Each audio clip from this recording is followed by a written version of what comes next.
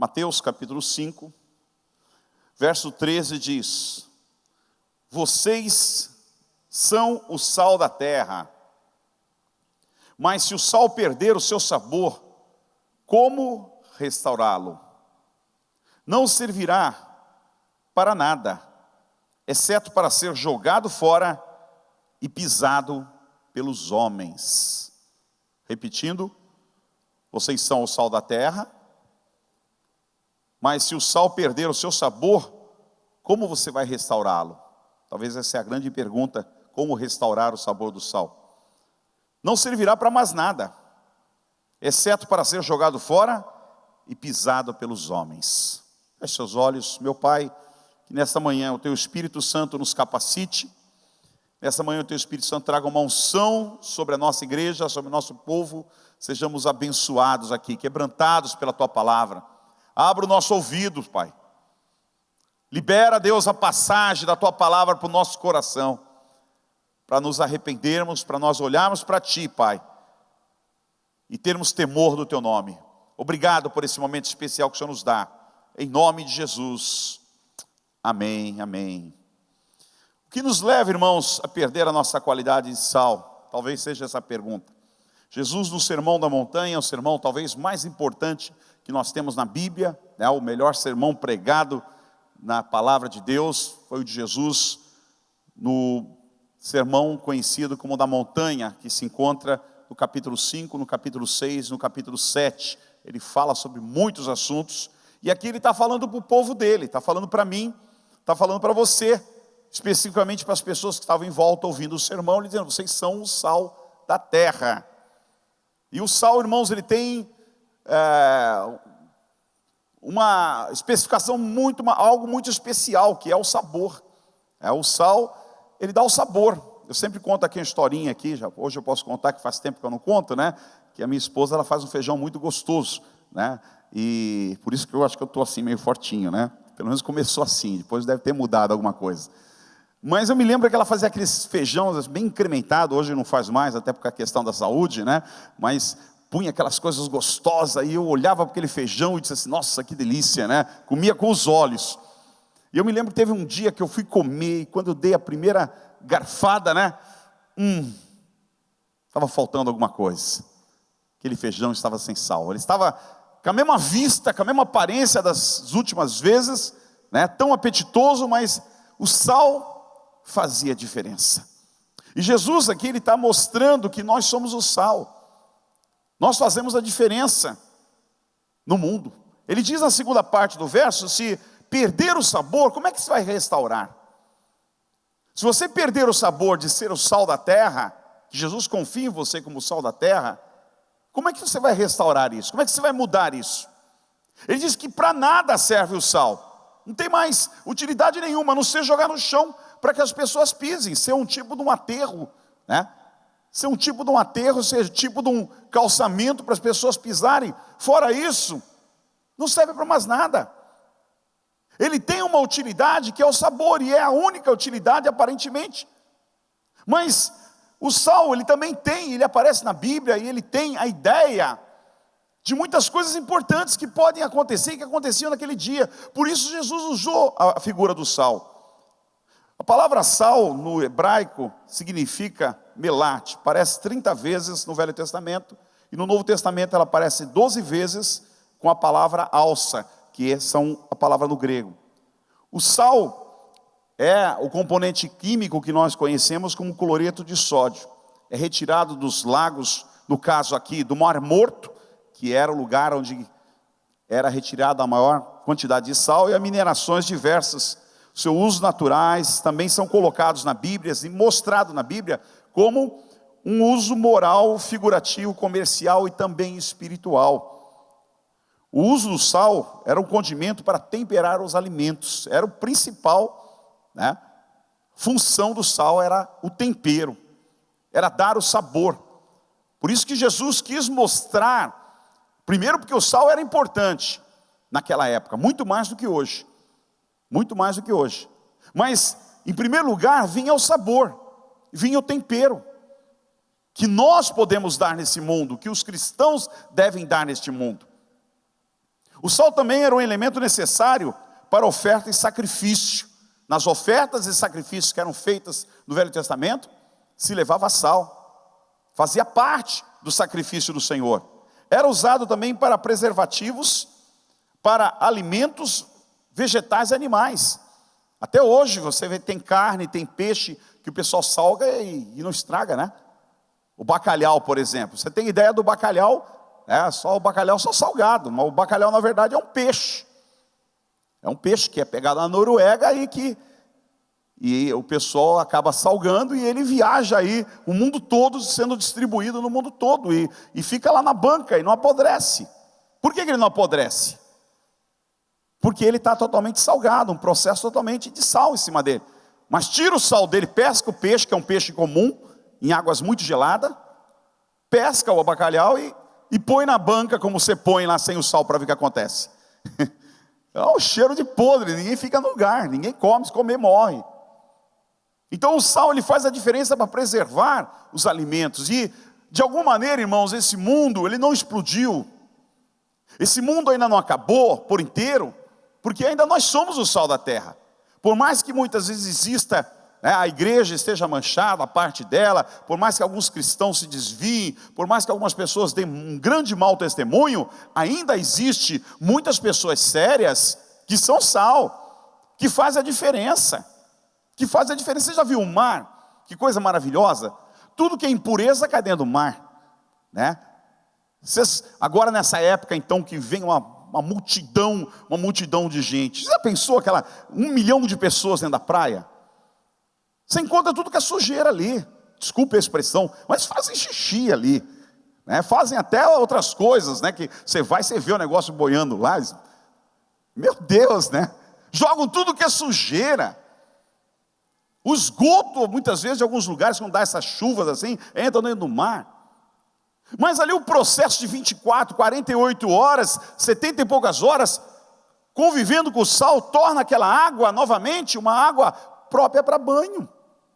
É uma coisa espetacular. E tudo que é rio, e tudo que é água, e tudo que é chuva, vai para onde? Vai para o mar. Ele diz, agora o mar não vai ficar tão salgado, não é verdade? Ele não vai ficar tão salgado, porque a quantidade de água do rio, a quantidade de água da chuva, a quantidade de água de esgota que vai para o mar é muito grande, e essa água não é salgada. Então ela vai ficar um pouquinho menos salgada, mas ao contrário, ela continua mantendo a mesma quantidade de sal que ela tinha. Isso é um milagre, isso é um processo maravilhoso, e torna toda aquela água que veio para dentro dela, a torna limpa novamente.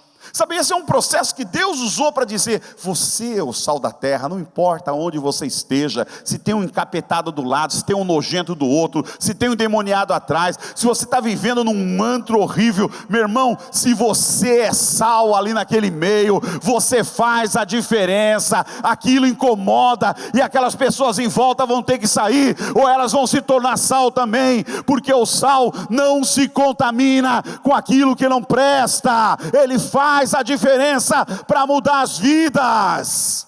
Aleluia, é isso que Jesus está dizendo.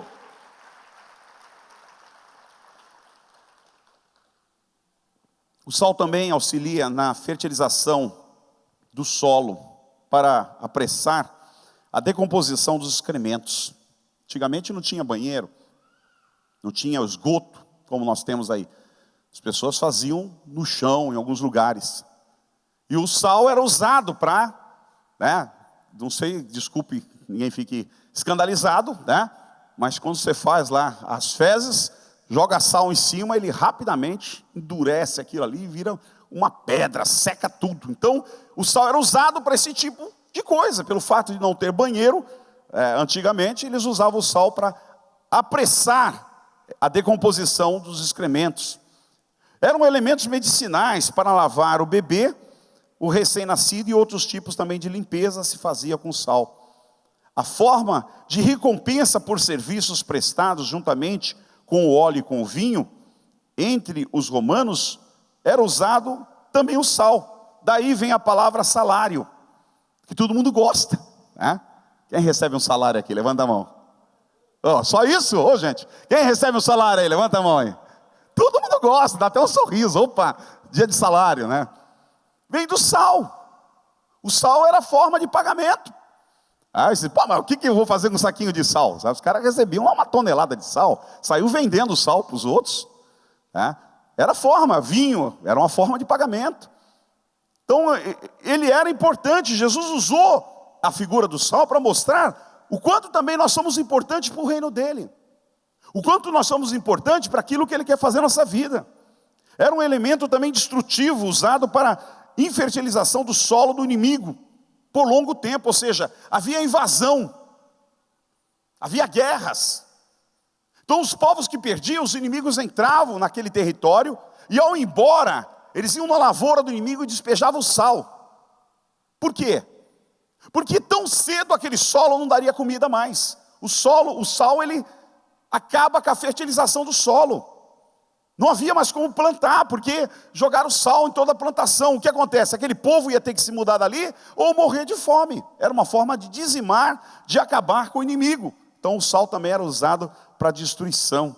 Na Bíblia aparece usos figurativos e história do povo, que era usado em cerimônias de pactos para representar a durabilidade e credibilidade.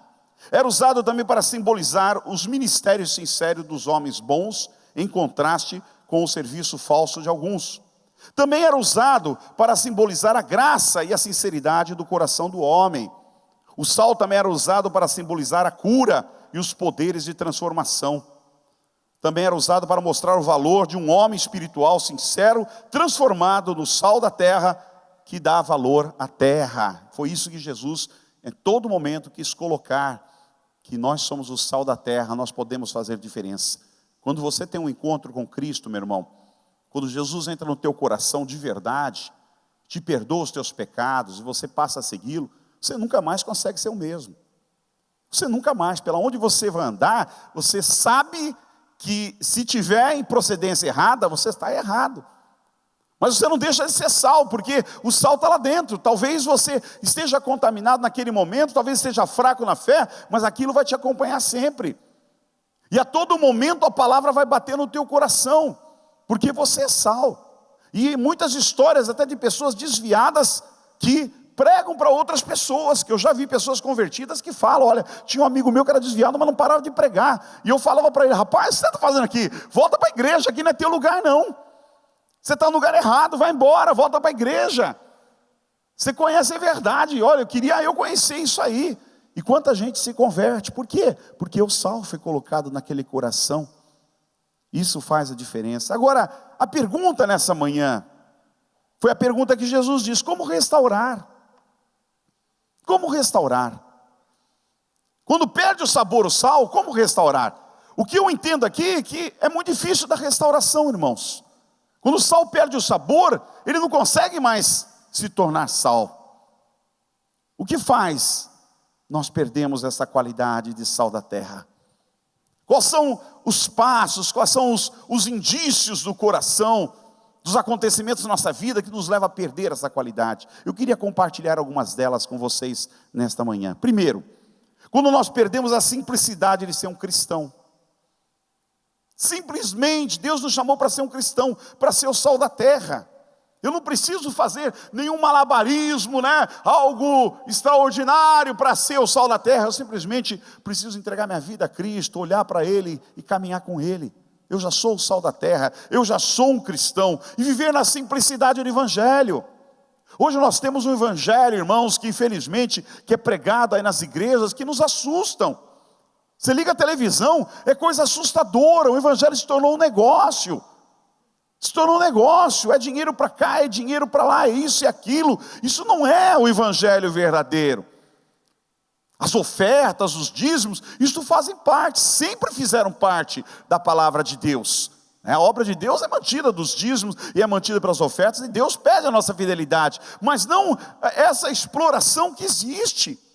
São tantos profetas falando bobagem, falando mentiras. Quando você lê o livro de Jeremias, Deus chama esses profetas de rebelde. Vocês são rebeldes, porque estão falando o que eu não mandei falar. E você encontra mesmo hoje um monte de gente dando ainda profetada, falando um monte de coisa, na vida das pessoas, e não é Deus que está falando. Isso é rebeldia também contra o Senhor. Isso é perder a simplicidade do cristianismo. O cristianismo é algo gostoso, é algo maravilhoso, é algo simples. É um relacionamento entre pai e filho, é um relacionamento de amor entre Deus e nós. É uma coisa espetacular e maravilhosa. Quando nós deixamos a malícia entrar no nosso meio, nós perdemos a simplicidade. Repara que quando a serpente disse para Eva que ela comeria daquele fruto, ela não usou a palavra correta. Deus disse: todos os frutos vocês podem comer, mas um, porém, vocês não podem comer. E a serpente não falou isso. A serpente diz assim: não foi assim que Deus disse? Não comereis do fruto da terra. Ela mudou, ela manipulou aquilo que Deus tinha colocado. Ela trouxe a malícia no coração daquelas pessoas, de Adão e de Eva. Se deu vocês comerem, Deus disse isso, porque se vocês comerem vão ser como Deus. Aí eles começaram a ficar desconfiados de Deus. Então Deus não quer que a gente seja como Ele? Deus não quer então que a gente coma, porque se a gente comer, nós vamos ser como Ele. É por isso que Ele disse não. Quantas vezes essa malícia não entra no nosso coração? É por isso que o líder disse não, é por isso que o pastor está falando assim, é por isso que o irmão está fazendo aquilo. Nós começamos a ser manipulados por situações e deixamos a malícia entrar no nosso coração e perdemos a simplicidade de ser um cristão, que é a coisa mais gostosa que tem. É uma das coisas que eu luto com Deus até hoje. Senhor, eu quero manter essa simplicidade do evangelho, porque aí está o segredo de andar com o Senhor. Jesus disse na sua palavra: seja simples como a pomba, prudente como a serpente. O problema é que também os cristãos, muitas vezes são muito simples, mas não são prudentes, estão tomando picada direta de serpentes. Ao mesmo tempo que você precisa ter a simplicidade no coração, também você tem que ser prudente com o que está acontecendo no mundo. É o que Jesus diz: orar aí. É o mesmo peso, meu irmão. Não é só de joelho, não. Você tem que ter o joelho, mas também tem que vigiar o que está acontecendo à sua volta. Tem que ser prudente com o que está acontecendo à sua volta. Mas a simplicidade não pode ser perdida. E a pomba é um símbolo de simplicidade, né? Quando você vai, ou quem tem a oportunidade de um dia aí na França, um dos lugares, vamos dizer assim, mais chiques que eles dizem no mundo na moda e todos aqueles negócios, né? E quando você vai lá na Torre Eiffel, uma das coisas que chama atenção, sabe o que é? É que é tomada de pomba. Eu fiquei pensando assim: aqui é um lugar de gente metida. Aqui é um lugar de gente que diz: eu quero ir lá, é um dos símbolos das grandes maravilhas do mundo. E as pombas estão lá com a maior simplicidade, voando, passando para lá, comendo milho. Sabe, elas não se incomodam onde elas estão. Isso nos mostra que a simplicidade é assim. Não importa onde você estiver, você não pode perder a sua simplicidade de ser um cristão. Você tem que tentar conservá-la a todo momento, deixando a vaidade, deixando a arrogância, deixando a soberba não entrar no teu coração. Porque, irmãos, nós não somos nada. Nós achamos que somos melhores do que um outro, somos iguaizinhos uns aos outros. Que nos difere muitas vezes é o caráter, é a nossa posição com Deus, é o nosso compromisso com Deus. Agora, como homens, como seres humanos, nós somos iguais. E Deus pede para você andar o quê? Em simplicidade. Nascido de novo, novo nascimento, não perca isso. Um linguajar sem malícia, um linguajar não mundano. Tem muito cristão que usa um linguajar mundano, totalmente mundano. Eu sei que é jovem, não estou falando para o jovem, porque o jovem tem essa mania, né, de usar gíria, né?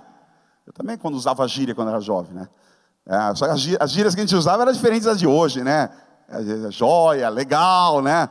Bacana, era gíria. Hoje já são palavras que se incorporaram, né, à língua portuguesa. Antigamente era gíria. Hoje o cara, ô velho. Um dia minha filha fez, ô velho é você, é o diabo, pô. Ô pai, eu não estou falando isso. Como que não está me chamando de velho? Estou falando velho. Eu não entendo nada disso. Mas não estou falando disso, irmãos. Eu estou falando de linguagens que o mundo tem. São linguagens obscenas. São palavras obscenas que o cristão não deveria de falar. palavras sujas, imundas, que são faladas pelos demônios, pelo inferno. Então até o nosso linguajar tem que ser purificado, tem que ser cuidado para quê? Para nós termos um linguajar simples, não mundano. O historiador Harnack, ele diz que todo grande movimento religioso se caracteriza por um retorno à simplicidade e à doutrina. Ou seja, todo grande movimento de avivamento acontece quando as pessoas que estão buscando avivamento vivem a simplicidade de Deus. John Wesley, que participou do grande avivamento, as coisas dele eram muito simples. Eram simples, era a vida de Jesus, era o evangelho, era o perdão dos pecados, era o juízo de Deus, que também ninguém mais fala porque tem medo de espantar as pessoas da igreja, da vingança do juízo de Deus. Ela existe, ela vai acontecer, não tem como você tirar isso. A vingança de Deus, ela está escrita na palavra, que vai haver, que vai acontecer, que a ira de Deus será derramada, né? Então a gente muitas vezes aborta um pouquinho, porque a igreja do século 21 não quer ouvir isso, não quer vir para a igreja para ouvir que Deus vai ser vingativo, que Deus vai uma hora julgar o mundo. As pessoas não querem ouvir isso. Elas querem ouvir e dizer, ó, Deus vai te abençoar, Deus vai te levantar, Deus vai te dar um carrão, Deus vai te dar um grande emprego, Deus vai te dar um ótimo casamento, né? Aí todo mundo fica, peraí. Deus pode te dar tudo isso sim, e quer te dar porque Ele é um Deus bom, como temos pregado, mas também é um Deus que tem justiça, é um Deus que vinga, é um Deus que trata com retidão. Nós precisamos retornar a cada momento à simplicidade da doutrina, ou não perder a simplicidade do evangelho no nosso coração. Segunda coisa que nos leva, queridos, à perca do nosso sabor como sal, qualidade de sal, é quando nós perdemos o temor. Fala, perder o temor. Perdemos o temor no nome de Cristo. Isso nos assusta, né? Perder o temor o que é? É um respeito. Temor é um medo, temor é uma reverência, temor é um freio, que você tem um limite para parar. Eu estou falando das coisas de Deus, não é as coisas dos homens. Posso não temer os homens, mas a Deus eu preciso temer. Ele é soberano, Ele é criador dos céus e da terra, Ele é El Shaddai, Ele reina, Ele domina, Ele tem as nações nas suas mãos. Nós homens somos sufocados e surpreendidos pela força da natureza, e nada podemos fazer contra a natureza. Deus criou a natureza, Deus faz o que Ele quer. Então nós devemos ter um temor, e muitas vezes nos falta freio, nos falta temor. Vivemos em dias, sim, queridos, que o nosso coração muitas vezes está corrompido, porque o mundo está corrompido, o mundo está caminhando cada vez mais para cada vez mais sujo, mais nojento, mais imundo. É difícil viver nesse mundo. Entendo porque as pessoas saem das cidades e vão para o meio do mato, viver com os animais, com os bichos.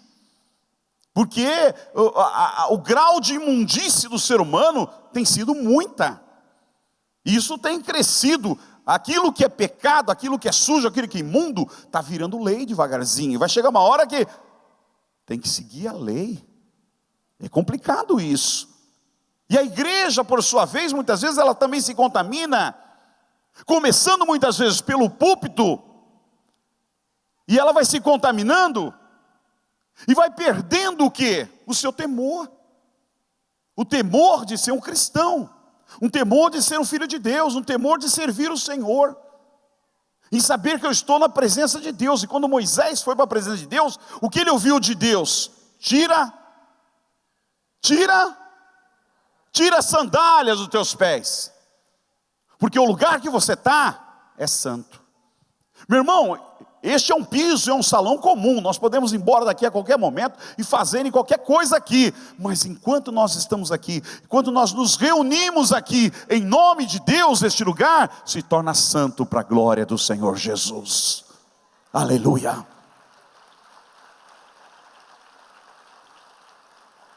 Então, na presença de Deus, nós temos que ter temor. Ao entrar na presença de Deus, eu preciso ter temor. Temor e saber que eu estou na presença do Senhor e que eu preciso estar na presença dEle. O motivo de estar aqui é porque eu preciso.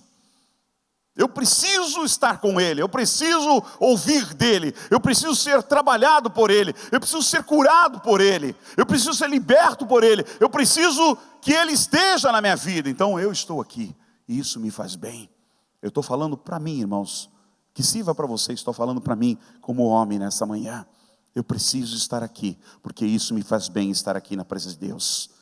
O temor, quando nós perdemos o temor, nós perdemos esta alegria, esta reverência, esse sabor de ser sal, essa qualidade.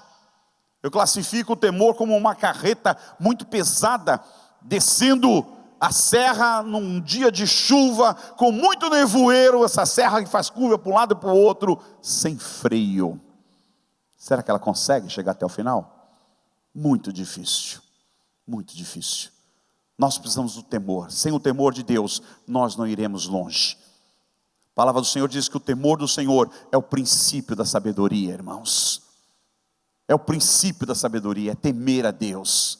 É saber que o Senhor nos dirige, é saber que o Senhor está acima de todas as coisas, que eu tenho limites para viver, que eu não posso passar acima de alguns limites, que aquilo vão romper diante do temor de Deus.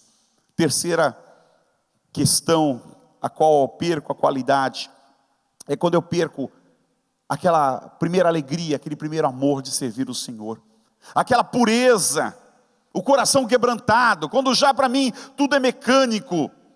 Quando vou para a igreja, já vou julgando e dizendo, nem sei porque eu vou lá, porque eu sei lá o que vai acontecer, né? O pastor Humberto vai cantar aquelas músicas de sempre, aí o pastor Ney vai subir, orar pelas crianças, aí o pastor Nilton vai lá e conta também, e dá aquela pregação, né? E conta aquelas historinhas que nem sempre são engraçadas, no final levanta a oferta e nós vamos embora para casa.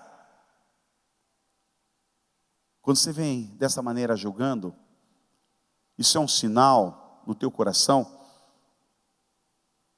que já a pureza, que o quebrantamento de coração já foi embora.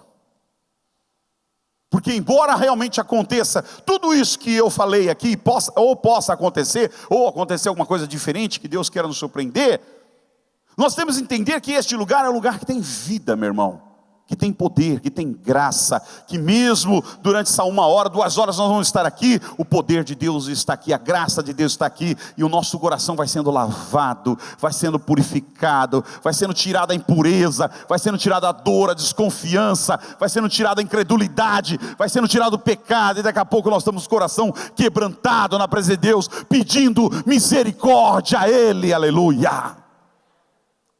Todo dia você não toma banho? De vez em quando tu muda o sabão, né? Mas durante um tempo é sempre o mesmo. Palmolive, Lux. Quem tem mais dinheiro compra aquele pretinho lá, não sei o nome dele, é cheirosinho, né? Mas também só cheira, febo, né? Fez que era feco. Não feco, não, febo. Só cheira no começo, depois já não tem mais cheiro também, já perdeu a essência dele. Mas todo dia é o mesmo processo. Lavar o cabelo, tomar o banho, senta para comer. Pãozinho. Está melhorzinho, um queijinho, alguma coisa, não está, vai margarina mesmo. Se não dá tempo, compra pão, pega aquele pão amanhecido, né? Mas ele é mais gostoso do que o outro às vezes. Põe na frigideira, passa a manteiguinha, põe de um lado, põe do outro, e come ele crocante, que delícia. Mas é sempre o mesmo processo, irmãos. E nos alimenta, nós saímos satisfeitos. Se puxa, glória a Deus, não vejo a hora de comer. O que você vai comer hoje? Feijão, arroz e ovo. E tu sai todo satisfeito, glória a Deus, que comi, estava com fome, mas foi a mesma comida que você come há 50 anos. Bom, come uma carninha também, de vez em quando, né? Hoje vai uma massinha se der, né? Mas é sempre a mesma coisa e nós ficamos satisfeitos. Então também estar na casa de Deus e adorar o Senhor, mesmo sabendo que alguns rituais vão ser parecidos, não importa, ela se renova, como diz a palavra, dia após dia, noite após noite, a palavra de Deus se renova em nossa vida, aleluia.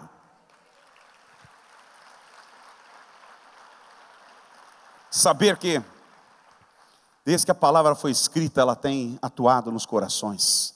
Davi canta os salmos ao Senhor, rendido no coração. Salomão escreveu e leu. Os profetas leram e escreveram. Jesus citou as palavras que nós pregamos aqui.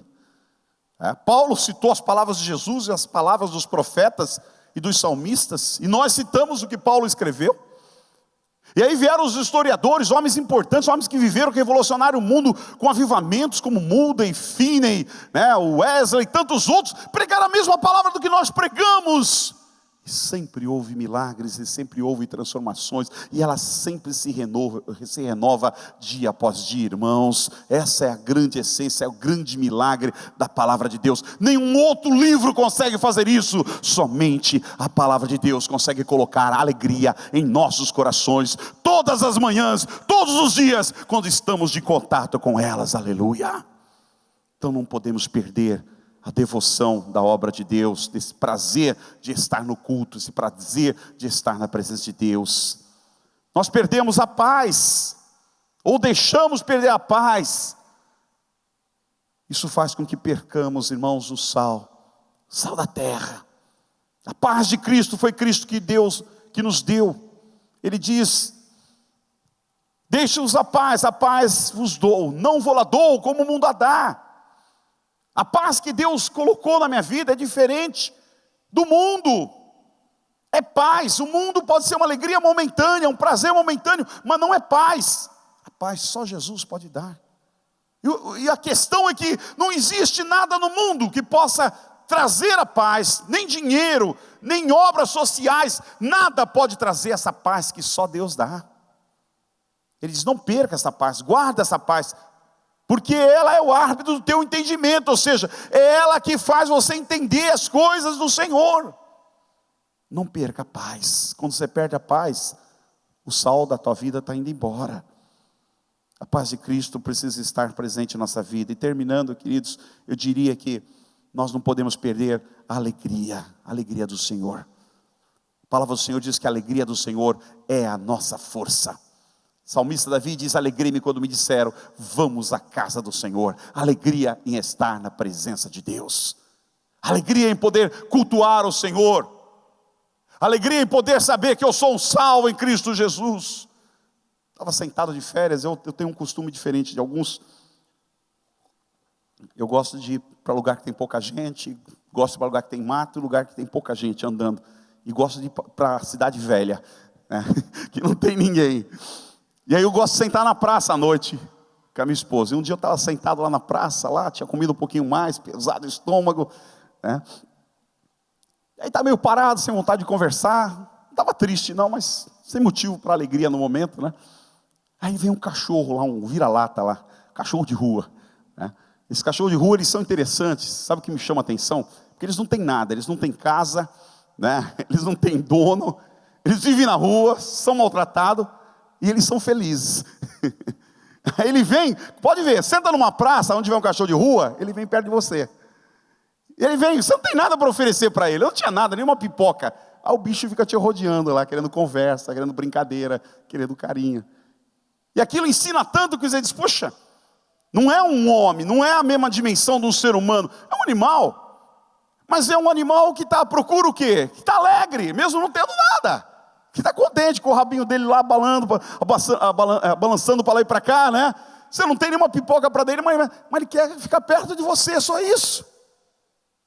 E muitas vezes a alegria, nós que temos um Pai maravilhoso que está no céu, nós que temos a salvação em Cristo Jesus, nós que temos o privilégio muitas vezes de ter uma família, de você ter um trabalho, de você ter o seu alimento, de você poder andar, poder conversar com outras pessoas, a gente fica emburrado muitas vezes e vem para a igreja emburrado, sem ter a alegria de Deus que está na nossa vida, sem fazer ela crescer e ressuscitar na nossa vida. Meu irmão, não perca a alegria do Senhor na tua vida, porque a alegria do Senhor na tua vida é a tua força, é o teu contentamento em Cristo Jesus.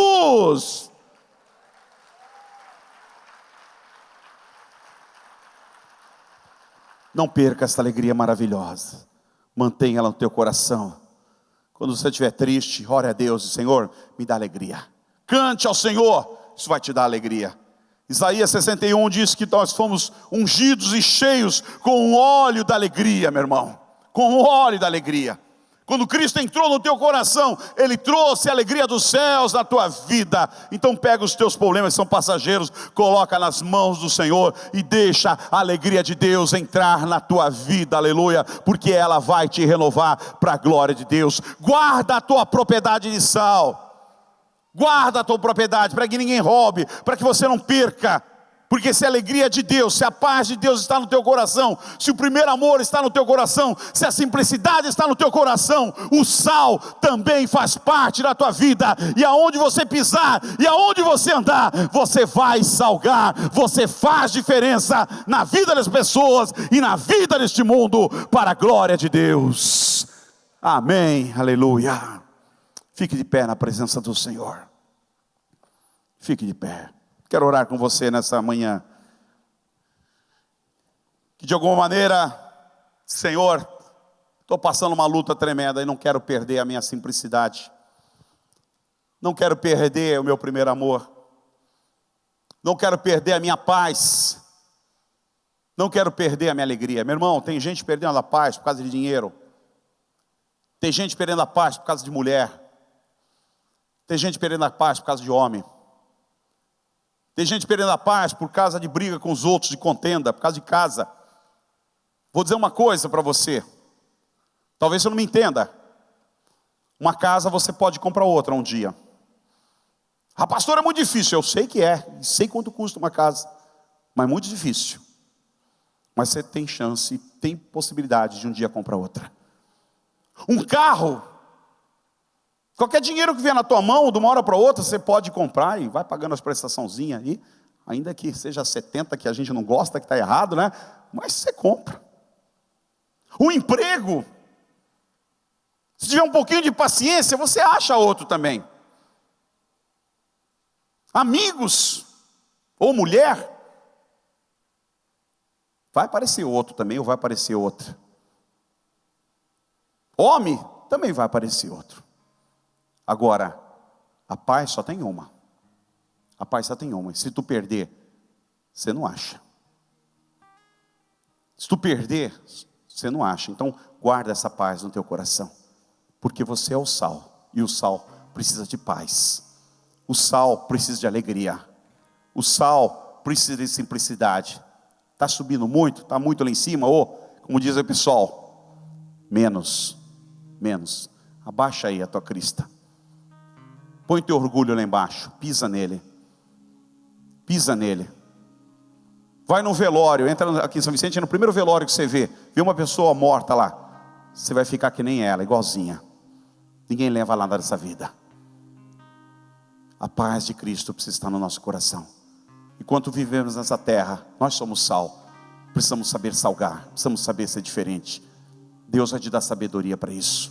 Eu quero orar com as pessoas aqui nesta manhã.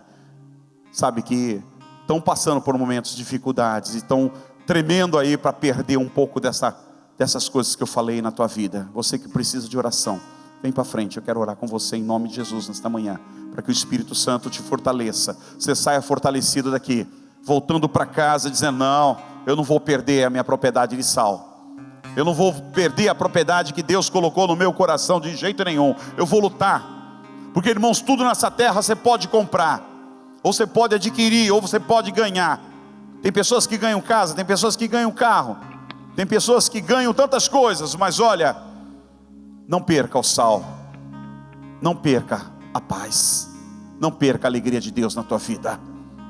Isso não tem dinheiro para comprar, isso não tem valor aqui na terra para comprar isso. Foi Deus que te deu, não foi o homem que te deu, foi Deus que te deu. Não perca isso, valorize. Esse é o grande valor que o Senhor te deu. Não perca isso, em nome de Jesus. O Senhor é a minha luz e a minha salvação, a quem temerei?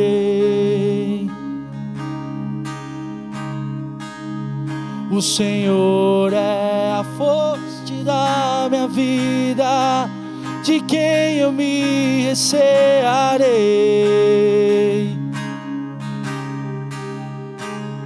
Quando os meus adversários investiram contra mim, tropeçaram e caíram. Ainda que um exército me cercasse, o meu coração não temeria. Ainda que a guerra se levantasse contra mim, nele confiaria. Uma coisa pedi, Oh meu Deus, e a buscarei, oh meu Deus, que eu possa habitar, aleluia, na casa do meu rei, para contemplar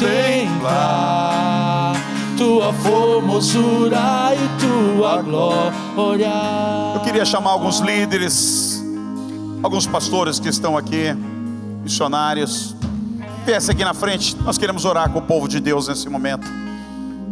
Queremos abençoar a vida dessas pessoas, para que elas saiam daqui, sabe, lutando para ser sal. Dizer, não, Deus, eu sou sal, eu não vou perder as minhas propriedades, eu não vou perder as propriedades que Deus me deu, eu quero de volta, elas são importantes na minha vida.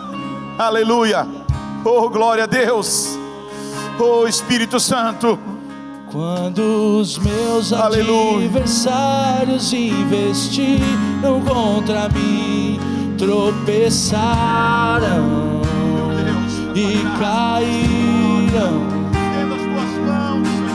Ainda que um exército me cercasse, o meu coração não temeria.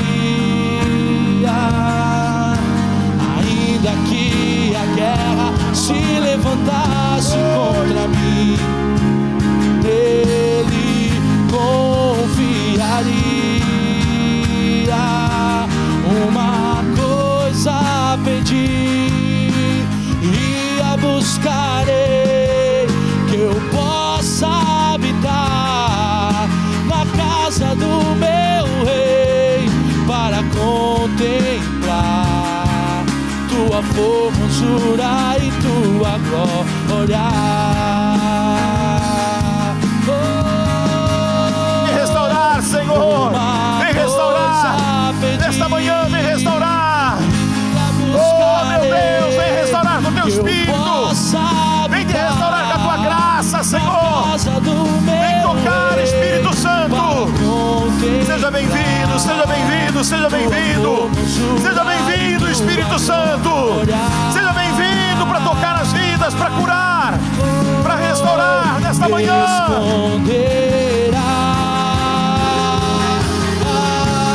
Oh, seja bem-vindo, seja bem-vindo, Espírito Santo. Seja bem-vindo. Oh, Rabachacalabalabaxéria, Ricalamassúria decaia. Oh, aleluia. Levante a tua voz e adore. Erga as tuas mãos aos céus e adore. Oh meu Deus, Espírito Santo, oculto do teu tabernáculo me esconderá. nós abençoamos os teus filhos, Senhor. Abençoamos, Deus, que no meio deste mundo mal, no meio de tanta luta, Senhor, o Senhor os preserve, Senhor. O Senhor os preserve como sal, Senhor, com simplicidade, com paz, com alegria no coração, com temor em servir o teu nome. O Senhor os preserve, Deus, para a glória do teu nome. Que sejam abençoados na face da terra, Deus, que sejam usados pelo Senhor, que marquem vidas e gerações, Senhor, por serem salvos, Deus. Ó Deus, nós os abençoamos nesta manhã. Que o teu fogo queime, que o teu fogo arda em cada coração, Pai. Nós os abençoamos em nome de Jesus. Amém, meus queridos. Deus te abençoe ricamente. Deus te abençoe. Que você possa sentar-se no seu lugar, abençoado pelo Senhor, lutando para conservar as suas propriedades como o sal da terra. Temor, simplicidade, alegria e paz. Aleluia.